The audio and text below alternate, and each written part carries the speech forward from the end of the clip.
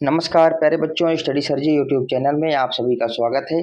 आज हम यहाँ पर बात करने वाले हैं कि दिल्ली शिक्षा निदेशालय के अंतर्गत जो विद्यालय आते हैं, यानी दिल्ली के सरकारी विद्यालय जो हैं, उनमें जो कक्षा 7वीं का हिंदी का जो पेपर होने वाला है, उस पेपर के बारे में आज हम यहाँ पर चर्चा करने वाले हैं। यहाँ पर एक मॉडल पेपर है, अभ्यास प्रश्न पत्र है, जिसको हम यहाँ पर हल करेंगे, जिससे आपको अनुमान लगेगा कि हमें अपनी परीक्षा में किस प्रकार के प्रश्न देखने को मिलेंगे और हमें उनका उत्तर कैसे देना है। तो सबसे पहले बेटा आप लोग जान लीजिए, आपका जो पेपर है कितने नंबर का होने वाला है। 60 नंबर का होने वाला है और इसके लिए आपको जो है 2.5 घंटा मिलने वाला है। आपका जो प्रश्न पत्र है बेटा 2 खंडों में बटा होगा, ठीक है। जिसमें बेटा पहला खंड क्या रहेगा आपका, पहला खंड आपका रहने वाला बहुविकल्पीय प्रश्न यानी एमसीक्यू प्रश्न, और जो दूसरा खंड रहेगा वो आपका रहेगा वर्णनात्मक यानी लिखने वाला रहेगा, ठीक है। तो आपको करना क्या है बेटा, जब आप परीक्षा देने के लिए बैठते हो तो उस समय आपको समय दिया जाता है प्रश्न पत्र को पढ़ने के लिए। तो सबसे पहले आप क्या करोगे, अपने पैराग्राफ को अच्छे से पढ़ लेंगे, ठीक है। तो आइए बेटा पैराग्राफ पढ़ते हैं, क्योंकि पैराग्राफ अगर आप अच्छे से पढ़ लोगे तो उसका उत्तर आप आसानी से दे सकोगे, ठीक है। पैराग्राफ क्या है बेटा, इस तरह 3-4 दिन गुजर गए। दोनों बच्चों की जिज्ञासा दिन दिन बढ़ती जा रही थी। अंडों को देखने के लिए वे अधीर हो उठते थे। उन्होंने अनुमान लगाया कि अब जरूर बच्चे निकल आए होंगे। बच्चों के चारे का सवाल अब उनके सामने आ खड़ा हुआ। ये क्या है बेटा, हमारा पैराग्राफ है और इससे संबंधित कितने प्रश्न पूछे जाएंगे, 2 प्रश्न, और दोनों प्रश्न के लिए 2-2 नंबर मिलेंगे, यानी इस प्रश्न में आपको कितने नंबर मिल जाएंगे, 4 नंबर मिल जाएंगे। तो आइए देखते हैं बेटा, सबसे पहला प्रश्न क्या है बेटा। पहला प्रश्न हमारा है कि बच्चे अधीर क्यों थे। बच्चे अधीर क्यों थे। तो बेटा जब आप इसका उत्तर अपने पैराग्राफ में ढूंढने के लिए जाओगे, देखिए कितना आसानी से आप ढूंढ सकते हो। अंडों को देखने के लिए बच्चे अधीर हो उठते थे। तो उत्तर क्या लिखोगे बेटा, यहाँ पर खा, अंडों को देखने के लिए, ठीक है। अगला प्रश्न क्या है बेटा हमारा, अगला प्रश्न है कौन सा सवाल अब बच्चों के सामने खड़ा हुआ। तो देखिए बेटा जब आप पैराग्राफ को पढ़ोगे तो क्या लिखा हुआ है, बच्चों के चारे का सवाल अब उनके सामने खड़ा हुआ। उत्तर क्या लिखोगे बेटा आप इसके उत्तर में लिखोगे बेटा चारे का सवाल। किसका सवाल, चारे का सवाल, ठीक है। इस प्रकार जो है आप क्या करोगे, इस प्रश्न का उत्तर दोगे। दूसरा प्रश्न क्या है बेटा, इसमें एक काव्यांश दिया गया है, काव्यांश को पढ़ना है और इसके लिए जो प्रश्न दिए गए हैं उसके आपको उत्तर देना है। आइए काव्यांश पढ़ लेते हैं बेटा। मेहनत अपनी लेख की रेखा, मेहनत से क्या डरना, कल गैरों की खातिर की, आज अपनी खातिर करना। अपना दुख भी एक है साथी, अपना सुख भी एक, अपनी मंजिल सच की मंजिल, अपना रास्ता नेक। ये क्या है बेटा, एक काव्यांश यहाँ पर दिया गया है जो कि आपके पाठ्य पुस्तक से है। इसके आधार पर यहाँ पर प्रश्न पूछे जा रहे हैं। इसमें पहला प्रश्न क्या है बेटा, अपने लेख की रेखा क्या है। तो इसके उत्तर में बेटा आप क्या लिखोगे, ये अपनी लेख की रेखा क्या है बेटा, मेहनत। यानी आप मेहनत करोगे तो आप कोई भी मंजिल पा सकते हो, ठीक है। दूसरा प्रश्न क्या है बेटा, अपना एक क्या क्या है। तो देखिए दूसरा जो प्रश्न है, अपना एक क्या क्या है, तो आप बताओगे सुख और दुख, क्योंकि पंक्ति में कहा गया ना अपना सुख भी एक है साथी, अपना दुख भी एक, यानी दुख और सुख क्या है, हमारा एक जैसा ही है, ठीक है। आइए देखते बेटा, करते हैं प्रश्न संख्या 3। प्रश्न संख्या 3 क्या है बेटा, व्याकरणात्मक प्रश्न है। इसमें पहले प्रश्न में आपको बताना है व्यक्तिवाचक संज्ञा, यानी आपके सामने जो कॉलम दिए गए हैं इनमें आपको व्यक्तिवाचक संज्ञा बताना है। तो देखो बेटा व्यक्तिवाचक संज्ञा क्या बताओगे, लड़का क्या है बेटा आपकी जातिवाचक संज्ञा है, कौन सी, जातिवाचक संज्ञा। कलम क्या है बेटा, ये भी जातिवाचक संज्ञा, ठीक है। और बुढ़ापा क्या है आपका, भाववाचक संज्ञा। दिल्ली क्या है आपका, व्यक्तिवाचक संज्ञा। आपको फिर से बता देता हूँ, जितने भी शहरों के नाम हैं सब क्या होता है, व्यक्तिवाचक संज्ञाएं होती हैं, ठीक है। आप याद रखना, आपको करना क्या है, जो भी व्यक्तिवाचक संज्ञा होती है उसका बहुवचन आप नहीं बना सकते, ठीक है। जैसे यहाँ पर लड़का का बहुवचन लड़के हो जाता है, कलम का बहुवचन कलमों हो जाता है, ठीक है। लेकिन दिल्ली का आप बहुवचन नहीं बना सकते, ठीक है। तो व्यक्ति यहाँ पर दिल्ली क्या होगी, हमारी व्यक्तिवाचक संज्ञा होगी, ठीक है। आइए दूसरा प्रश्न करते हैं। दूसरे प्रश्न में आपको क्या बताना है बेटा, भाववाचक संज्ञा बताना है। और भाववाचक संज्ञा यहाँ पर क्या है बेटा आपका, मिठास। मिठास क्या है यहाँ पर, भाववाचक संज्ञा है, ठीक है। तीसरा प्रश्न क्या है बेटा, आपको मध्यम पुरुष बताना है।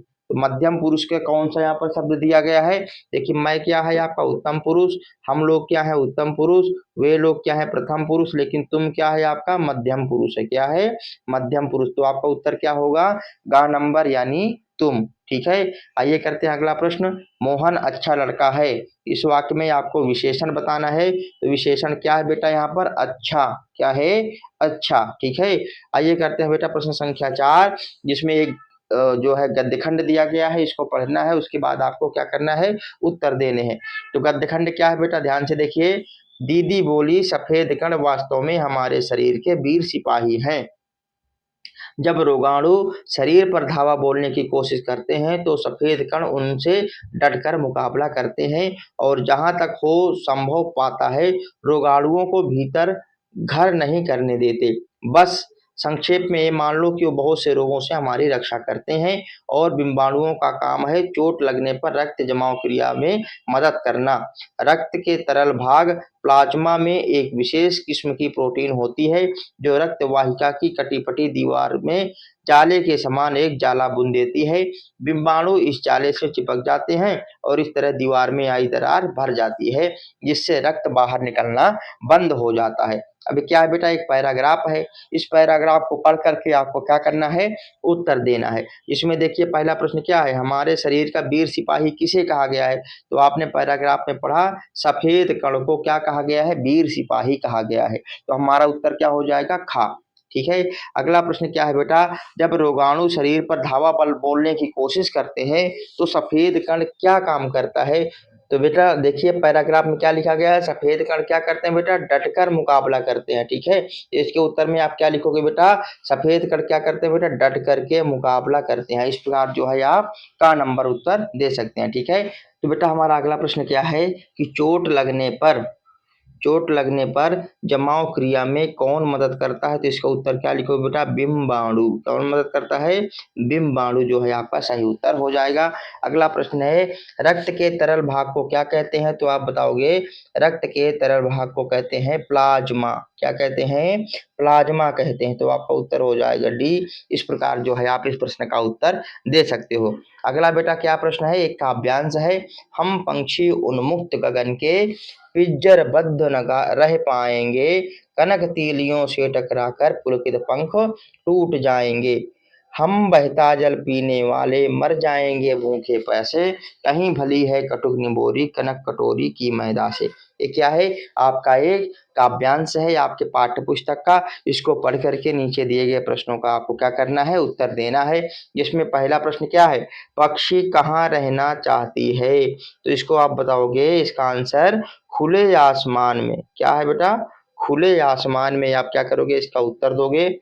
तो बेटा अगला प्रश्न क्या है बेटा हमारा? पक्षी जो है पिंजरे में क्या नहीं कर पाती है? तो आप उत्तर लिखोगे बेटा इसका आंसर गा नहीं पाती है। ठीक है, आप पैराग्राफ में भी देख लीजिए। पैराग्राफ में इसका उत्तर क्या है बेटा?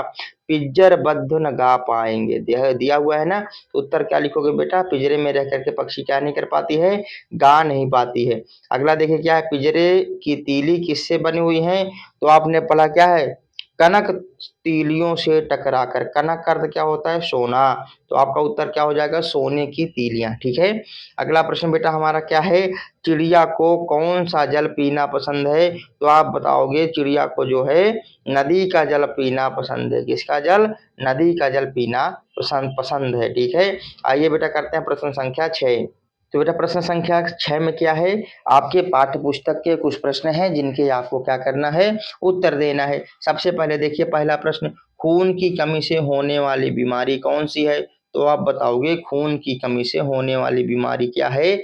एनीमिया। ठीक है, अगला बेटा हमारा जो प्रश्न है, पापा खो गए। इस पाठ में जो लेटर बॉक्स है उसको सब क्या कह के पुकारते थे? तो आपको पता था क्योंकि लेटर बॉक्स कैसा था? लाल रंग का था, इसलिए सब उसे क्या कहते थे? लाल ताऊ कह करके पुकारते थे। ठीक है, हमारा देखिए बेटा प्रश्न संख्या 7, जिसमें क्या है? आपके पाठ्य पुस्तक के ही प्रश्न है। स्वर्ण श्रृंखला के बंधन में पक्षी क्या भूल गया है? तो आप बताओगे स्वर्ण श्रृंखला के बंधन में पक्षी जो है अपनी गति और उड़ान भूल गया है, यानी का नंबर आपका उत्तर हो जाएगा। अगला प्रश्न क्या है बेटा आपका?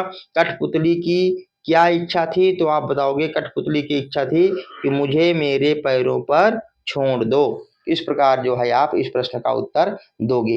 अगला जो है बेटा हमारा खंड क्या है, वर्णनात्मक खंड, और इसके उत्तर आपको लिख करके देने हैं। ठीक है, इसके लिए आपको ऑप्शन मिलने वाले नहीं है। तो मैं आपको प्रश्न नंबर 8 करवा देता हूँ, बाकी के प्रश्न आपके पाठ्य पुस्तक से हैं, तो उनके उत्तर आप जो है अपने पाठ्य पुस्तक से देख करके कर लोगे। देखिए बेटा, अंधकार शब्द का विलोम पूछा गया है, तो अंधकार का विलोम सारे बच्चों को पता क्या होता है बेटा, प्रकाश होता है। अंधकार का विलोम क्या होता है, प्रकाश। ठीक है, अध्यापक का स्त्रीलिंग क्या करना बेटा, तो आप लिखोगे अध्यापिका।